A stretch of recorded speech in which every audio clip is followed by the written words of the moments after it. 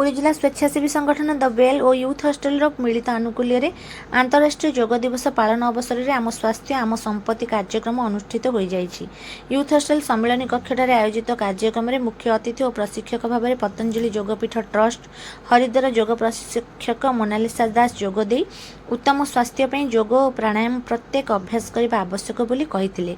ए योग शिविर में Shri Jagannath foundation Shishu Samachar the mirror Kshetramohan foundation Shri Sai Uday Lakshmi trust Bharat Yog Kendra सामंत चंद्रशेखर स्वयंशासित महाविद्यालय सहित एकलव्य पाठशाला छात्र छात्री मैंने जोगदे प्रशिक्षण देते। Youth hostel Puri warden Bhaskar Maharana अतिथि और शिविर प्रशिक्षार्थी को योग दिवस टी सर्ट और उपढौकन प्रदान करथिले। बेल अध्यक्ष सिद्धार्थ राय शिविर कार्यक्रम संयोजना करथिले। बेल वोमेन्स क्लब और यूथ क्लब सदस्य मैंने शिविर परिचालना करथिले। यह अवसर में योग और प्राणायाम उपकारिता संपर्कित एक दस्तखत अभियान करा जायतिला।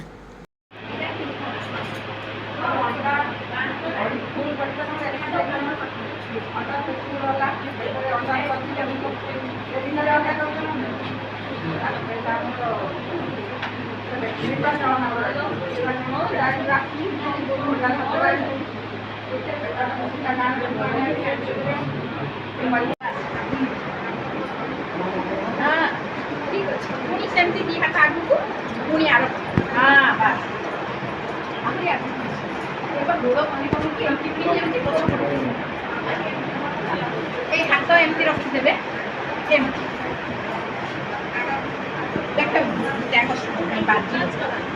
बाजी बाजी